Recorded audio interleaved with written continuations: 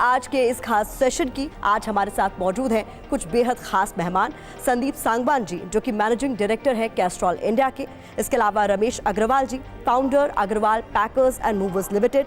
Malkit Singh Bal ji, chairman core committee and past president AIMTC।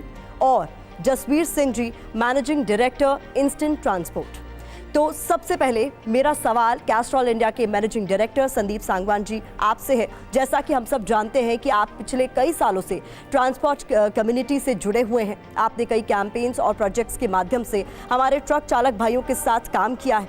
आप उनको करीब से जान रहे हैं, उनकी ज़रूरतों को आपने समझा है। हमारे ट्रक चालक भाई आत्मनिर्भर बन रहे हैं, वो भारत को प्रगति के पथ पर आगे बढ़ा रहे हैं और साथ ही वो खुद भी प्रगति के पथ पर आगे बढ़ना चाहते हैं। तो मेरा सवाल आपसे ये है कि आपके तजुर्बे से हमारे ट्रक चालक भाइयों की प्रगति की राह में कौन कौन सी अड़चनें हैं, ऐसी क्या ज़रूरतें हैं उनकी, जिनको अगर पूरा किया जाए तो उनकी सफलता और प्रगति के सफ़र को एक नई दिशा और रफ्तार मिल सकती है।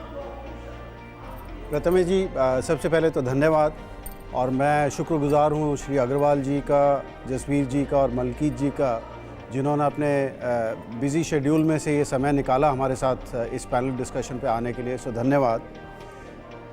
एज़ कैस्ट्रॉल हम काफ़ी वर्षों से अपने ट्रक चालक भाइयों के साथ काम कर रहे हैं और उनकी समस्याओं को जानने में, उनके हल निकालने में काम कर रहे हैं।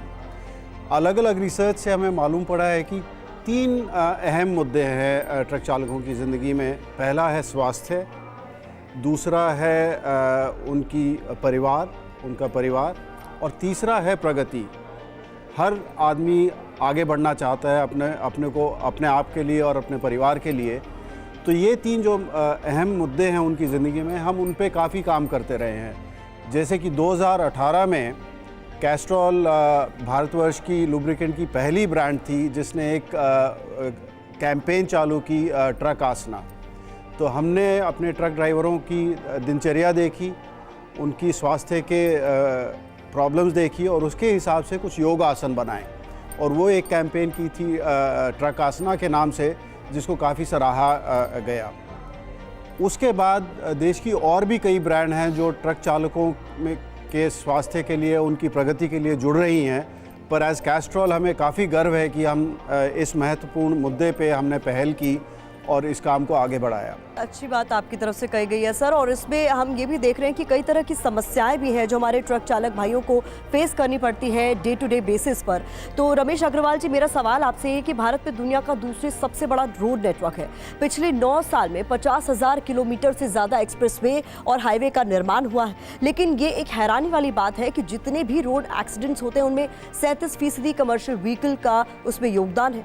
तो ऐसे में सर, आपको क्या लगता है कि मौजूदा नियम ट्रक ड्राइवरों के लिए सड़क सुरक्षा सुनिश्चित करने में क्या प्रभावी है? जब तक प्रगति नहीं हो सकती देश की सप्लाई चेन उसकी बेटर ना हो, सप्लाई चेन बेटर के लिए ट्रांसपोर्ट सेक्टर बेटर हो, और ट्रांसपोर्ट सेक्टर को बेटर करने के लिए उसका चालक बेटर हो।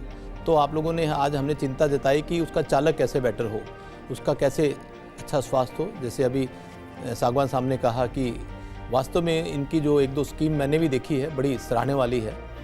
हमको बिल्कुल मूल कारण में जाना होगा कि आज ट्रक चालक क्यों इस ट्रेड से दूर हो रहे हैं। माननीय गडकरी जी ने पार्लियामेंट में भी कहा था कि 100 ट्रक के ऊपर 75 ट्रक चालक है, और जब 1,40,000 डेथ होती है तो उसमें से 26,441 डेथ ऐसी होती है जो ट्रक चालक रोड अपना नींद को पूरी नहीं कर पाते, जिसके कारण जाने अनजाने में होती है।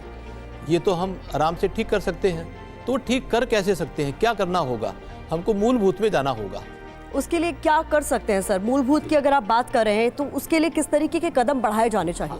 जो मूलभूत जो है, एक तो कि हर ट्रक चालक जिससे एक्सीडेंट होता है, इंसान का एक स्वभाव है, जब ठीक होगी, थकता है, तो डेफिनेटली वो कहीं ना कहीं उससे कुछ जाने अनजाने में गलतियाँ होती है। तो एक ट्रक चालक जब पूरे दिन चलाता है, तो हालांकि एक 400 किलोमीटर के बाद या 380 किलोमीटर के बाद एक ट्रक चालक अपना रेस्ट करता 6 से 7 घंटे भी करता होगा, मगर रेस्ट और नींद में बहुत फ़र्क है। नींद बहुत ज़रूरी है, तो सो नहीं पाता। तो हम किसी ने कहा कि भाई आप ट्रक चालक हो, सो जाया करो, क्योंकि आपके कारण 26,000 एक्सीडेंट हो जाते हैं। तो ट्रक चालक ने कहा कि नींद है कहाँ, यदि मैं सो जाऊंगा तो मेरी डीजल की चोरी, बैटरी की चोरी, स्टेपनी की चोरी, माल की चोरी, रस्से की चोरी, तिरपाल की चोरी, पैसे जेब से, और बड़े बड़े मच्छर जहाँ मैं गाड़ी खड़ी करता हूँ सोने नहीं देते। मैं रेस्ट जरूर करता हूँ, सोने और रेस्ट में बहुत फ़र्क है। मलकीत सिंह जी, हम सब जानते हैं कि ट्रक ड्राइवर बिना रुके बिना थके 24 घंटे सड़कों पर ही रहते हैं। कई बार न समय से खाना खा पाते हैं और न ही आराम कर पाते हैं। ऐसे में ट्रक ड्राइवर्स के वर्किंग कंडीशंस और सेफ्टी को बेहतर बनाने के लिए सरकार और प्राइवेट सेक्टर की तरफ से किस तरह के प्रयास किए जा रहे हैं, ये समझना भी जरूरी हो जाता है। हमारे चालक ये अनुसूचित करते हैं, कोई भी परिस्थिति हो ये अपनी सप्लाई चेन को वहाँ पर पहुँचाते हैं। और इसका उदाहरण हमने 3 बरस पहले देखा था, जब व्यक्ति से व्यक्ति डरता था, हम घरों से बाहर नहीं निकलते थे। ये परिवहन उद्योग था, हमारे चालक थे जिन्होंने अनुसूचित किया कि 140 करोड़ भारतीय जिंदा भूखा न सोए। हमारे पास आधुनिक गाड़ियाँ हैं, एक वर्ल्ड क्लास इंफ्रास्ट्रक्चर रोड्स के माध्यम से है, जिसके बारे में हम टोल 10 से 12 रुपया किलोमीटर भरते हैं। हम गाड़ियों की तो तुलना वर्ल्ड क्लास से करते हैं और इंफ्रास्ट्रक्चर की भी तुलना वर्ल्ड क्लास से करते हैं। क्या हम अपने ड्राइवरों की तुलना वर्ल्ड क्लास ड्राइवरों से करते हैं? जो उनको इज्जत वहाँ पर मिलती है क्या यहाँ पर मिलती है? इसके ऊपर ध्यान देना पड़ेगा। जसवीर सिंह जी, ट्रकिंग सेक्टर में कई बड़े बदलाव भी हो रहे हैं, नई नई टेक्नोलॉजी आ रही है, ईवी आ रहा है। ऐसे में ट्रक ड्राइवरों के सामने आने वाली चुनौतियों जैसे नेविगेशन में सुधार, कागजी प्रक्रिया को कम करना और संचार को बढ़ाने में टेक्नोलॉजी और इनोवेशन की कितनी बड़ी भूमिका हो सकती है? ड्राइवर हमारे ट्रांसपोर्ट जगत का एक अहम पहलू है और मैं इसको इस तरीके से देखता हूँ कि हमें उसको एक तरीके से हेल्थ इंडिपेंडेंस, फाइनेंशियल इंडिपेंडेंस और अप स्किल हम उसको कैसे कर सकते हैं। काफ़ी बातें हो रही हैं कि क्या नहीं है, थोड़ा सा बात करते हैं कि अभी हमारे पास क्या मौजूद है। आजकल यूरो 6 गाड़ियाँ आ गई हैं जो लेटेस्ट टेक्नोलॉजी से फ्यूल्ड हैं। आजकल हमारे पास एडास, DMS टेक्नोलॉजी आ गई हैं जो ड्राइवर फटीक और ड्राउजीनेस को मॉनिटर कर सकता है, ड्राइवर्स को अलर्ट कर सकता है, उनकी लाइफ सेव कर सकता है। आजकल लेटेस्ट टेक्नोलॉजी आ रही है, टेक में काफ़ी डेवलपमेंट हो रहा है, काफ़ी सारे ड्राइवर्स ऐप अवेलेबल हैं जिसके थ्रू ड्राइवर्स आराम से नेविगेट कर सकता है, अपने गंतव्य पर पहुंच सकता है। ईवी का अभी प्रचलन शुरू हो रहा है इंडिया में, तो आई थिंक काफ़ी सारी चीज़ें हो रही हैं। AC केबिन जो 2025 से लागू होने वाला है और इनफैक्ट पहले भी अभी मैंडेटरी हो रहा है, उससे पहले भी AC केबिन्स प्रचलन में हैं। तो AC केबिन्स से भी ड्राइवर्स का कंफर्ट का काफ़ी ध्यान रखा जाएगा और ड्राइवर्स के लिए काफ़ी कंफर्टेबल होगा।